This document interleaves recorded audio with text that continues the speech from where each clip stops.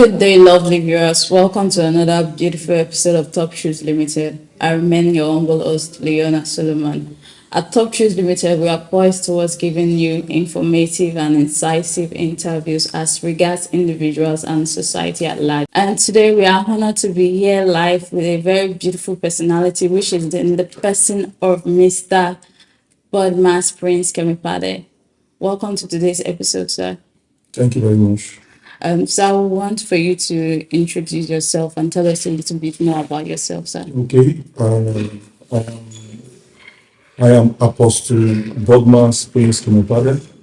I am the leader and the coordinator of the Supreme Order of the Igbesu Brotherhood.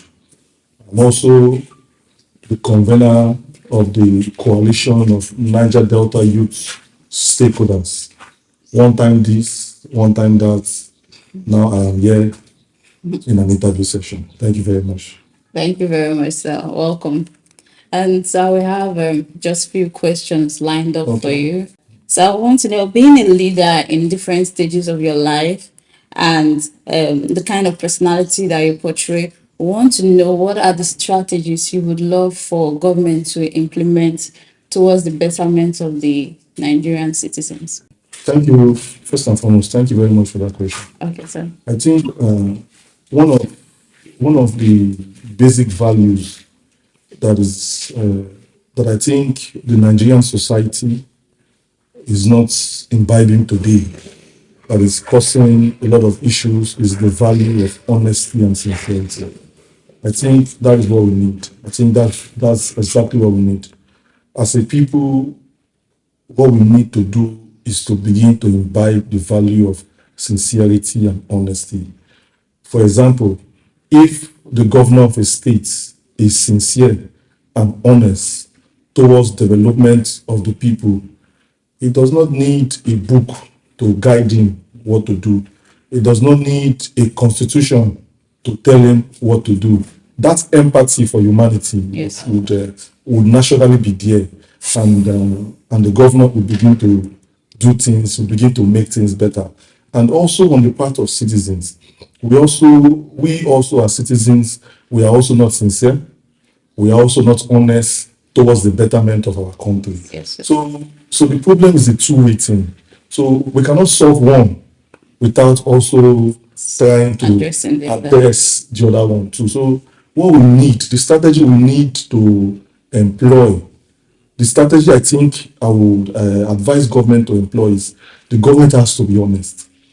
Then the government has to set up orientation firms, orientation agencies to begin to talk to the people, to begin to awaken the consciousness of the people, to begin to encourage the people, to begin to inspire them to also become honest citizens. For example, if the government says we want, for example, Bayelsa State, we want Bayelsa State to be a very clean state. We don't want people to start littering dirt all over. It takes honesty from the citizen to adhere to that instruction. If the citizen is not honest, the citizen will not do it. And if the government on its part, after giving such additional such instruction, and the government does not follow it up with sincerity and honesty, at the end of the day, nothing will be done. So the bottom line is, I would advise each and every one of us, even both of us sitting down here, that let us employ the strategy of sincerity and honesty. That is what we need first. If we get sincerity and honesty right, Nigeria will be better. Okay, so thank you very much, sir. That was very precise. Well, we'll move on to our next question, which is, being a part of the presidential amnesty program, we want to know, like, as the government, as the presidential amnesty program mapped out strategies for the betterment of the Niger Delta citizens, are there any plans or strategies that have been put out there? I think there is need to restructure your question, to reconstruct your question, because what you are asking me is a question that ordinarily you should be asking the coordinator of the amnesty program. I am only a delegate of the program. I am not the coordinator, so I cannot speak for the coordinator. But I think if I get you clearly, if I understand where you are driving to, I would say the amnesty program first has done a lot to the people of the Niger Delta. Like you are aware, over 30,000 persons were reintegrated into the amnesty program. And most of these persons are being placed on 65,000 naira monthly stipends. Even if we say as of today, as of the Nigeria we have today, 65,000 naira cannot afford us a good square meal. Yeah. But this program has run for, or if I am not mistaken, from 2009 till date, the amnesty program has been running. It simply means that those that are beneficiaries of the program, if they capitalize on their salaries and begin to make savings and begin to plan for tomorrow, by now some of them should have built houses, some of them should have set up businesses. The program is not only paying stipends, the program is also demobilizing and empowering people. For example, sending people to school abroad. From the best of my knowledge, I am aware that over if not over 10,000 persons have been sent to school abroad, and these persons are back. What value are they adding to the Niger Delta community? What value are they adding to their immediate environment? Because I think the essence of the program is to bring out these armed militants, Yeah.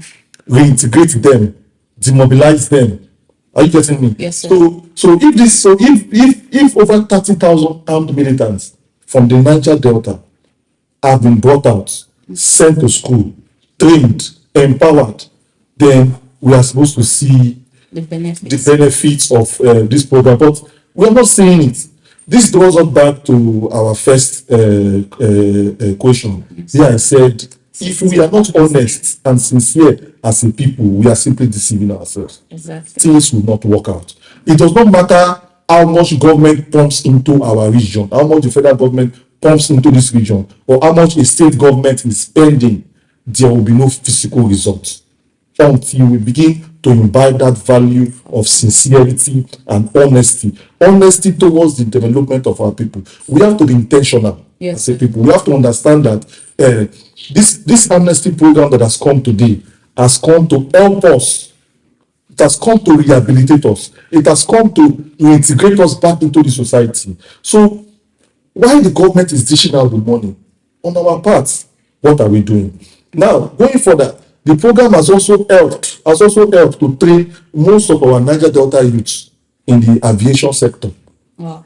We also have those who have learned several skills, from welding, fabrication, to tailoring, to fashion and designing, different varieties of programs. Under this program, most of these persons have been trained.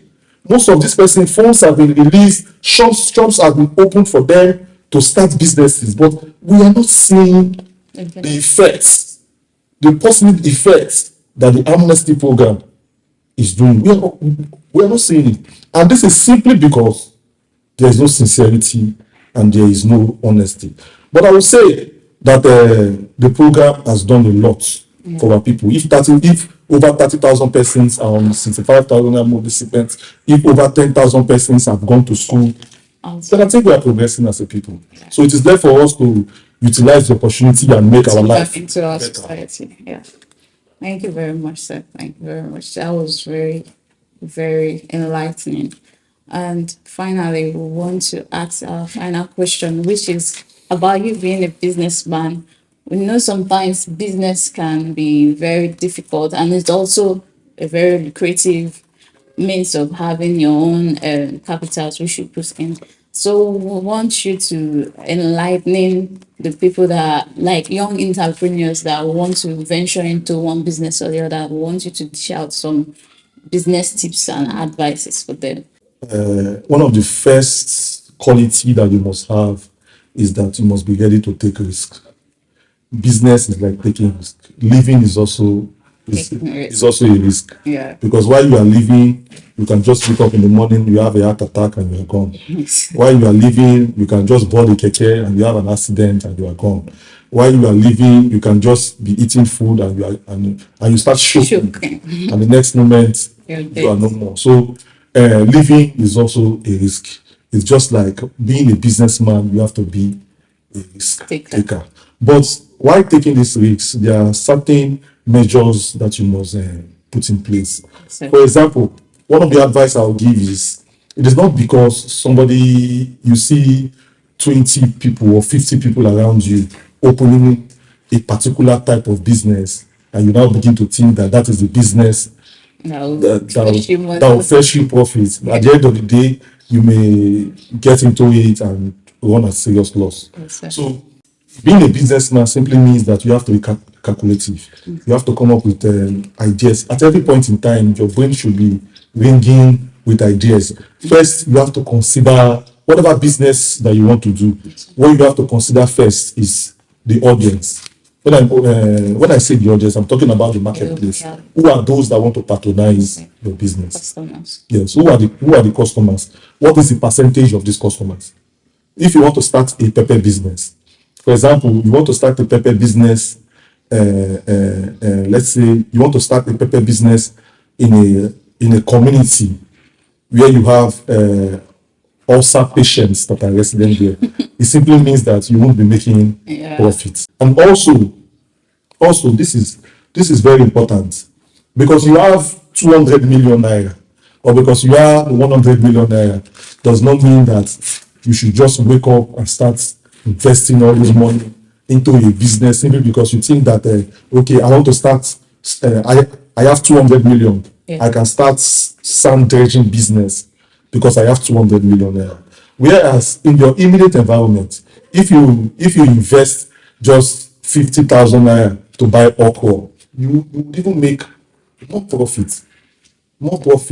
So if you have low capital, for example, you have low capital, maybe between the range of 5,000 to 10,000 to 15,000 naira to 20,000, you should not be discouraged. You should not begin to think that because I have low capital, I cannot actually start up anything. I started up a refuse business with just 500 naira.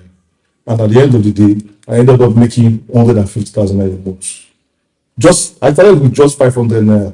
What I did with the 500 naira was just to print out papers and just distribute, create the awareness. And I started making close to 150,000 naira a month. Wow. Just from that. So having low capital should not be something that should hinder you from not going into the business. And having high capital does not mean that you also have to invest all your huge amount of money into one big business. So what I'm saying is, while you are taking risk, you must be calculative. Yes, sir. You must look at your target markets. You must look at your audience, and you must be ready to tolerate. You must be ready. You must continue to persist. You must be ready to endure, and you must also be ready to persevere in the face of whatever business that you are doing. Okay. Thank you very much, sir. We're so honored having you here with us, and you've actually enlightened us in different aspects. Thank you very much, sir. Yeah, thank you very much. Yes. And with that, we've come to the conclusion of today's episode. Thank you very much, our lovely viewers. Remain blessed till we meet again.